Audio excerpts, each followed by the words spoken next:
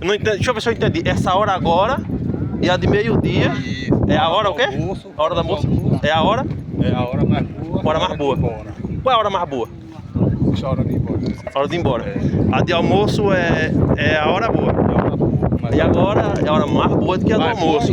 Porque é pra ir pegar o rango de casa. É. Deve ser mais boa não, que é prejuízo comer em casa, né? É nada. É não? Tem que comer aqui. Então a mais boa é de meio-dia. Né? Pensando melhor, né? Mas isso é bom que a gente vai descansar e tal. Mas de pequenininho tu já sabia que a hora boa mesmo era a hora de almoço e ir embora. Mas tu é sabida, bicho. Tu não veio lá do pé da serra não. Não. Tu veio? Eu? Lá do Baixão? Vi. Tu é sabido. Você.